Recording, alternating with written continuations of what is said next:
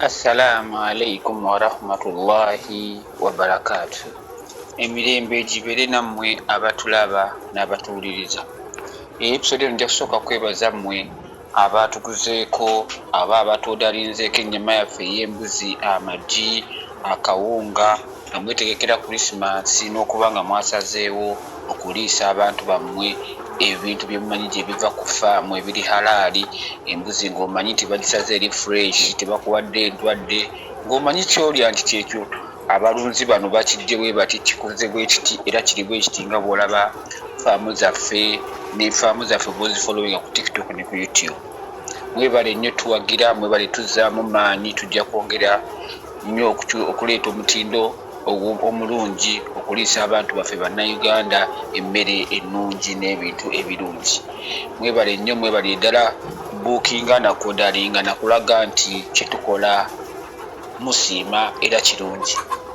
Leero tugenda kwogera ku enkola yaffe eri eyasooka ey'okukozesa obukuta bw'emmwanyi mu nkoko n'okuba nakati eriwo okukozesa keegi ezo bw'oziraba. Tugenda kulaba enjawulo ki nga tebannaba kugamba nti genda mu keegi ove mu bukuta buli obwabajjajjaffe bwe twayigirako okulunda, bwe twalabirako okulunda nga tukula.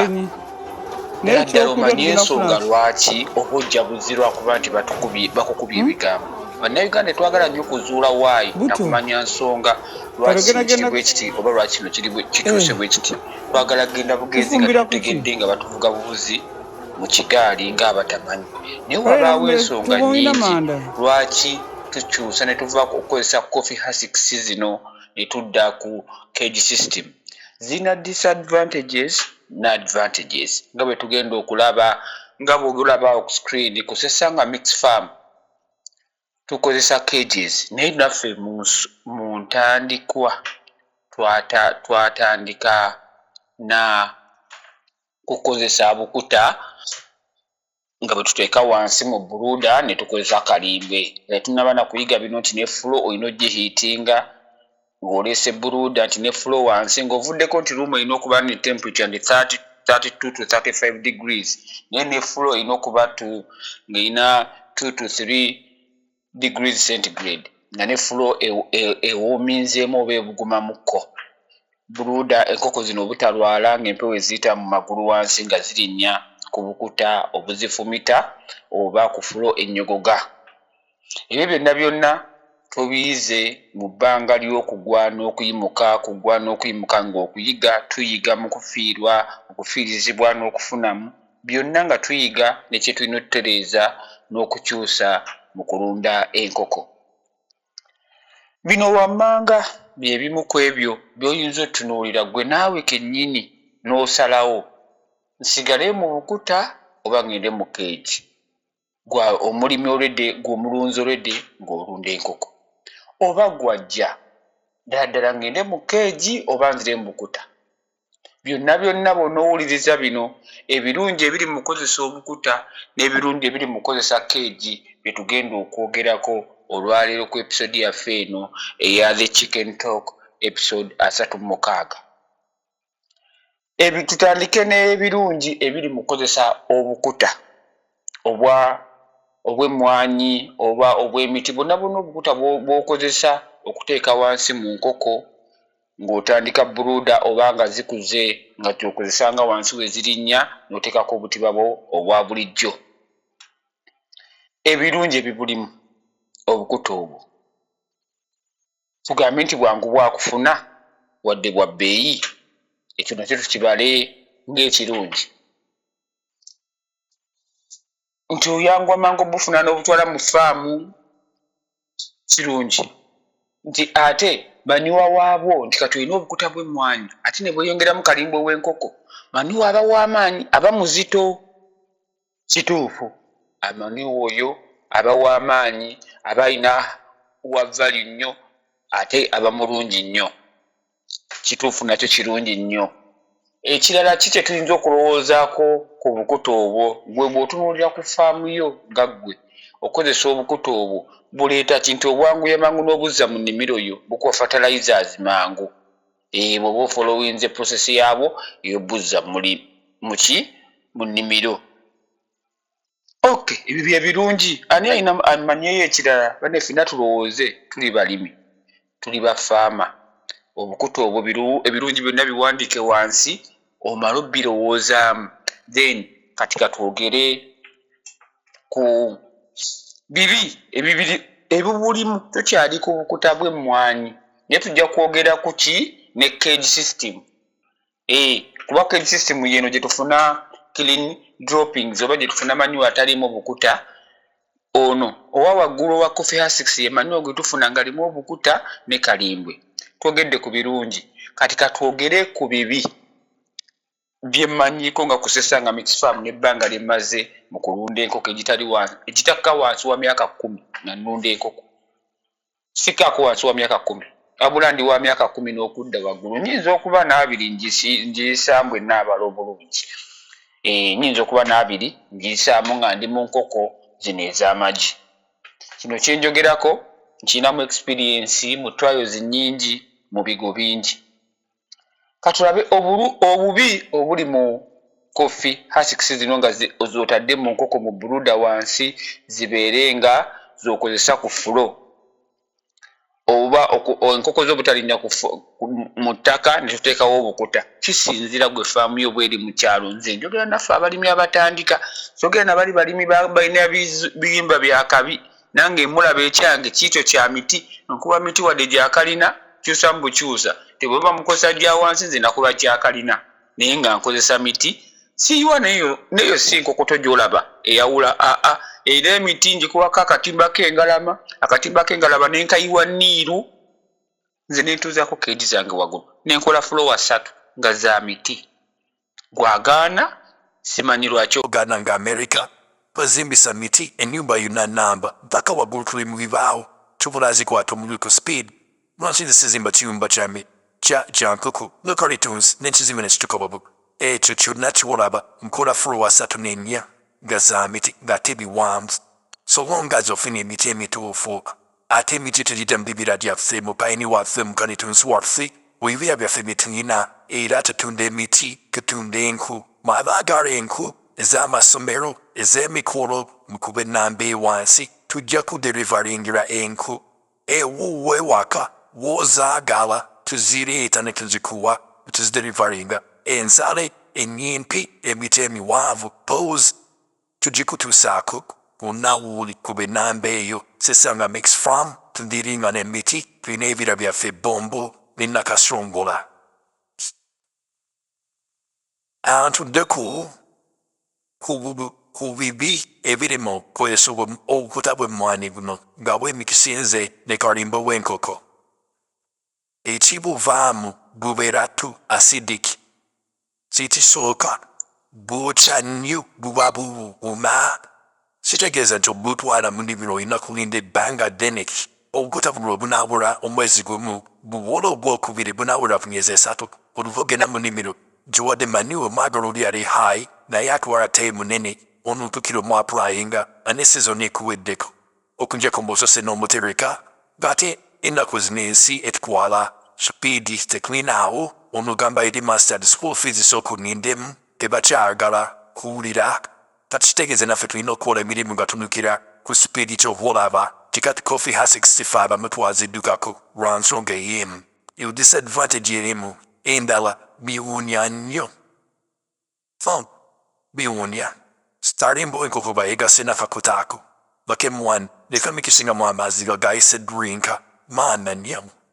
Enswera envunyu ziba mu kiyumba buli wamu.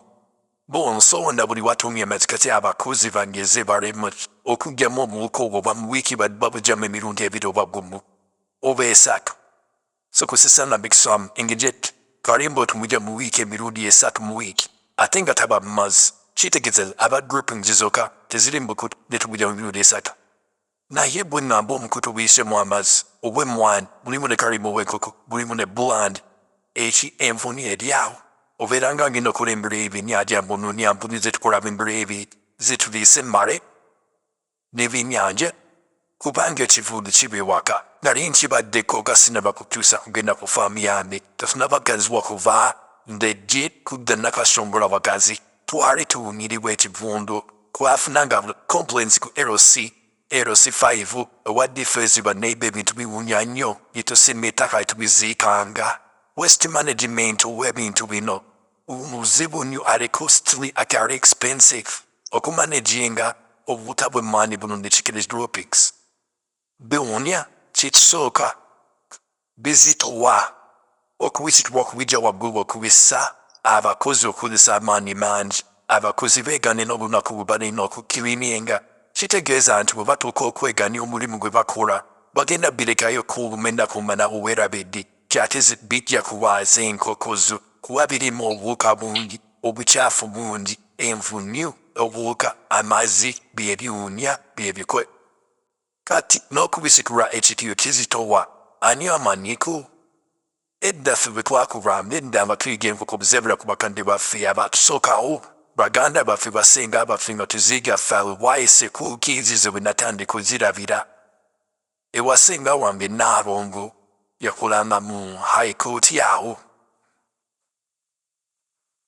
naye enkoko nzibu eba ewunya twakubanga obukuta ebyo bitiyo ne tujuza ebisalo ne tubiteeka wabweru w'ekiyumba nomubukuba ne mubiteeka wabweru w'ekiyumba oba mubaza bujjamu ne biwamu obulala ate mulina okutuba okukwala ebikuta ebyo kuwiribaro oba ku bugundi ne mubutwala gye munaabisuula gye mubisuula bujjula kati mulaba kiteezi yajjula buli wamu wajjudde tunaakola tutya okumanaginga wesituli alikoko settlement meet ezo z'ebimu ku disadvantages y'okuyisa Coffee Husks seezo wafunyeko ebirungi mwabulidde ebibi bingi bizitowa okutransportinga bidecomposinga n'obudde bungi nibwo bitutte mu nnimiro nga biwoze okufunamu ekiriisa olina okulinda obudde bungi ebbanga ddene wadde ekiriisa kirungi naye tebiri kiriini biretwala obuuka mu nnimiro obuli ensigo zaffe wansi nga waakazisiiba wadde oyagala maniwa naye obuuka ate bwoza mu nnimiro nga buyitirivu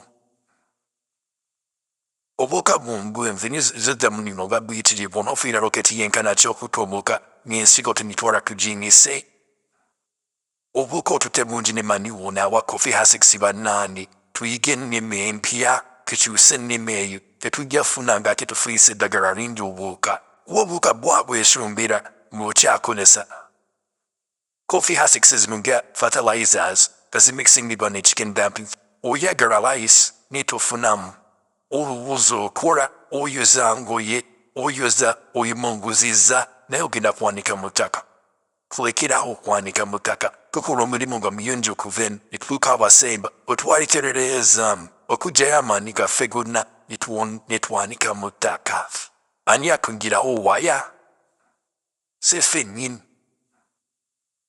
kuba tulubuuza nti omulimu gwasabala bajja tutegeerera bannayake bannayuganda bwe betuwa emirimu abakozi baffe daadise bizinensi yange gireese kati ate gw'olaba gituusizeewo nti wampa amagezi nanditandike ate that wanootandika okwagala okuwandivisinga n'okupulesa mbikyuse na lwampaka lwakuwaggulu gambi kukiti watandika nange play with value ne respect twambuze ekintu ffenna tufuule okutuusa emmere ennungi omutindo eri abantu baffe bannayuganda Coffee Husks zirina obubi obulala buliwa bwezitutte mu nnimi otuta obuuka ziruddewo okugenda mu ttaka kati omugaso gwe guliwa nti niida gumiikiriza nnende ozitransporti nga ziri heavy teziri evenly distributed mu farm nga bwotumisimiti nga maniwa tugamba maniwa tumiyiwaayo oba tuti evenly ku bikata oba wobiyeena nina ku nnimiro bino biba bizitowa abaana babisula mu ddumula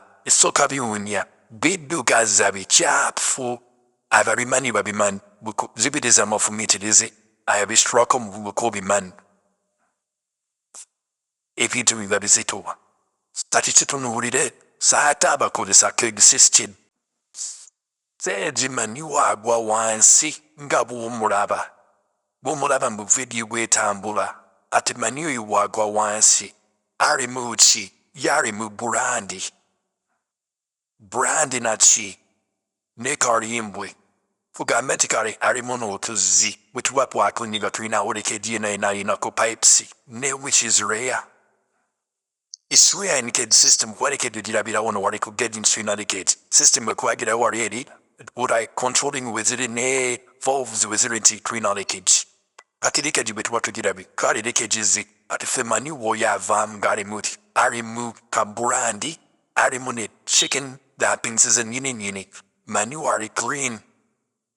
Kaunya aunya, de kaunya nga kichivu chiri, o na unya ngabuli ranchi, aunya karimbu. Na ye chide chifumbe chiwa chiunya, batusubola kuria medic. Da chide same funyu, chide same sweda, it's what the zifen zifads in chafu, the jokubyo kurebi avana, zigenzi main bus gabantu, jituwate to contouri in zebu wadek, na hills ways, tuwaza enkoko, na 500 me tuwara, o ramani uriade mix nekofi hasiksi. But this clean manure from the kid system is clean droppings. They take short time when we're looking we're looking at the advantages. Ebirunji consisting. Advantages of the manure, which comes out of the kid system. Now, that clean manure, it's easily decomposable. It can easily decompose within 1 week or 2. Putting the sand properly, mixed up with our ingredient. We use this somewhat with our manure and we mix in other ingredients. We produce our manure which we sell, which we are asking you to buy and put in your flower plantations, in your gardens. We have our manure from chicken dampings and goat's damping, the mixture of chicken damping and goat's damping. Clean manure. That's what we produce Access under Mix Farm. Come and buy our manure. It's out on our shops at Mango. Call the number below, book, and you will have your manure to put in your plantation. Smellless, it has no smell. Smellless, you can put in your flower pots, in your garden, in your compound, in your plantation. We have it, come and buy. This clean manure from chicken droppings is clean. It can be easily stored. It can be easily moved because it doesn't weigh a lot. It doesn't have Bukuta, doesn't have soil in it. It's clean. Then it's easily decomposable. It's easily transportable. It contains less bacteria, less pesticide, no smell, no worms. With this system, you also control fire outbreaks, but with the Husks you can still get a fire outbreak. Because you have risks, you have high chances of outbreak because you use it, healthy Husks which can easily touch fire. And if you're not using electricity and you're using these normal lights in your chickens when they are brooding, you're using the tag over owogu tala in local language, then the chances are like 99% carbon is there, fire is about to cut. But with the curd system, you're gonna have clean droppings. Then you're gonna scale some profit in the selling of these chicken droppings. These chicken droppings, you're gonna sell them, then you're gonna have manure. They're easily decomposable to put them in your farm and grow your maize for steam your chicken. You can get the chicken manure, dumpings, put them in your farm. The horses that means you can still grow maize to feed your chicken. This is ecosystem. It goes back the same way back. Let us apply these new techniques and modify our farms to succeed, to better ourselves in the future. Back to the curd system. We're gonna have clean manure. This clean manure can be easily transported. It easily goes to the farm. We control diseases. We control fire outbreaks because we don't have coffee Husks at our farm. We control air pollution because with the coffee Husks, the aeration and the air pollution is mixed up with the dust and from the coffee Husks. It's gonna be a mess. You're gonna have flu at your farm every time. Your chickens are gonna be having flu. Burika sene kukozigina kuwara senyiga urubu kutabwe mwani. Nabu budzemu etaka ne empo ne buitam enko kutezivako senyiga. But with this curd system, we are controlling the flu diseases and we are succeeding there.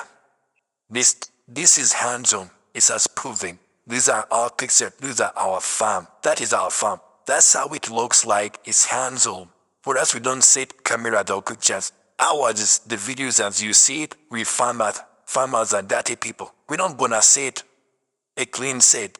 We show you a farm. When you gonna put on gumboots or rest and go to the farm, does it make sense? Are you bragging on video? Hands-on. At the song that makes fun with hands-on. The CAD system, advantages of the CAD system, you're gonna control water flows. It's cost effective. The water, which is gonna go on the ground, is controlled. The workers are gonna have easy to work, and easy work, easy profit. When the work is hard, workers won't go to work. They tend to hide, they play tricks, they gamble. That at the end of the day, they show the boss who is losing. Abakozi omulimo mukalu buwakuza nnyo obukodyo tebaagala kukola bakola mpola naye mu CAD system balabanga byangu ira kwiba mbuyi emmere kali mbu nteekayo butesi tiene tumuwera bwezini n'avaamu tulina bino bya boot-up setura it's easy byangu wa that system weyanguyiriza omukozi omulimu maofuta mulimo kulaluusi nepufunako makubanga bananine business banan eminima empya ey'okukyusaamu ko eyanguya ku okufuna sed ekiraga amagoba mu bulimi banaye ennima y'okulima kasooni tusimba mu layini naye mu layini tusimba sentimiters osimba otya mu layini bakugamba tusimba mu layini oba naye ulasimba kasooni mu layini kitegeeza ki okiwulye naye wali ekikozeeko layivo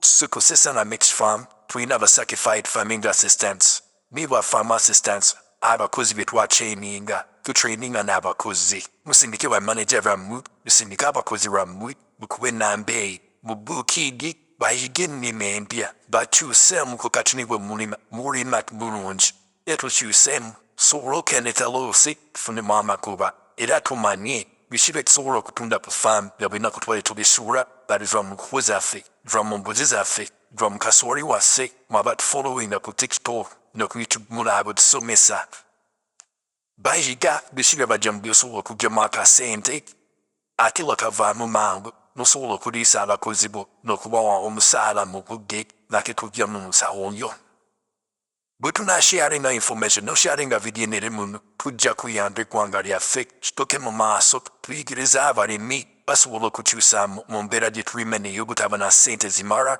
gavumenti kituyambe buli omu ali ku luwe buli omu yeetaasa bannayuganda balaajana tuyambe ffe abamu abaliwo abasobola tuyigirize bannaffe batandika okukola tuyigirize omuntu okulima nti kwangu osubutandika ne ssente entemi batandika okukola tukyusa eggwanga lyaffe kuleeta ekyenjawulo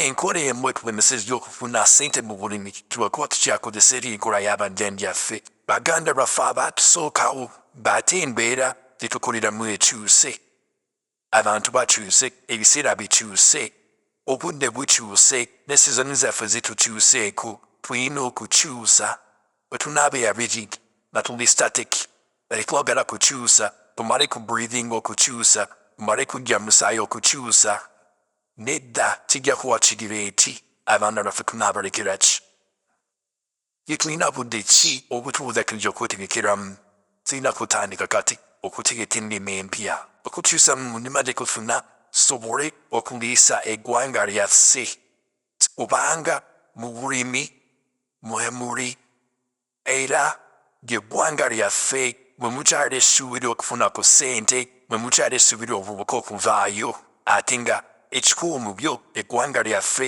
liyimiriddewo ku agriculture ku bulimi ku bulunzi ne gavumenti eva etuyambe ffe abantu abavubuka abato bannange musosoleemu ku bemuwa obuyambe mububawa naye ate muwa balina temujjayo batandika mumbirawo bakadde balina mbawo ate nga tebalina kye bakola faamu tebakyazija bamumaku tebazija bamu profit tezisikeere nga zifuutinga lwakuba nti waziddiza museereza muwa musolo tebalaba nti bakola ne ruusi muyamba abaana abato abakandika abasomye okulima abayize okulima tulina abaana abasomye abavudde makere abasomeddemu musizde bulayi nga balimi Bemanyo kulimo kutufu, mubayambe konga kafumiti, party table, kuchuse mkubitwina, inkuminti enough, kozesa enkumbi eno, tuwe companies technology, tukyakozesa enkumbi ziri eri enkadde, ng'ate omulembe gwakyuka. Bakyatuguza enkumbi ezikutuuka mu mwaka bumu ebiri, enkumbi talina kutuuka myaka 5 ensi ya bulimi, lwaki batuwa still omufu? Bannayye ani ayamba Uganda yaffe obulimi asobola okufissa batugula nkumbi buli kaseera ekutuka. Ogaye nti nabula enkumbi limu ekoze emyaka 5, tambule tipa eri ekoze emyaka 6, ogweva mu spending na nekigwa kuba bwe omulimi olwawo okozesa amagoba ate otambulira mu risiki nnyingi. Naye oyambireddwawa neneddwamu zitoyina ate nbw'ogenda ogigula osooza akasenjeko osanze ya feeke osanze eri substandard naye nga gavumenti yakiriza eti gavumenti yaffe abantu betwerondera naye ate nga ffe tubalonda ate ffe tukaaba lwaki tetulaba kino ekintu tubeere tutandika okubeera accounted tubuuze lwaki kino kirimu ekiti eyo buvunaanyizibwa waffe okubuuza nti lwaki kino kiri bwe kiti tubuuze minister of agriculture lwaki kino kiri bwe kiti lwaki mukikwera bwemutingade kiri bwe kiti tuyiga okusoma tuve mu by'okusirika tebabeera ndakooti mu bakama baffe abo bakozi baffe awo minister of agriculture abakozi baffe ne bwaba minister waapo n'abakulira ne wakomene secretary waapo ate bano abawonza n'abakozi baffe tubayimirire mu maaso tubabule ekituufu kikwagala ssente zaffe ne tubasasula nammwe muswala abakozi ba agriculture ba minister of agriculture bwe mubatuvuddeyo kuyamba abantu nakubatwalako ssente zaabwe omusaala amubalira munda okati oli mugamba otya mbu byazaamaniza eggwanga bukuki oli mugamba otya mbu byazaamaniza eggwanga buki. Thank you for listening to Sesanga Mixed Farm, Sesanga Family Business, the true Senima Public Media Second System, the true say, the true soul. Salute to all my daughters and sons. This is Sanga Aras. Assalamu alaikum wa rahmatullahi wa barakatuhu.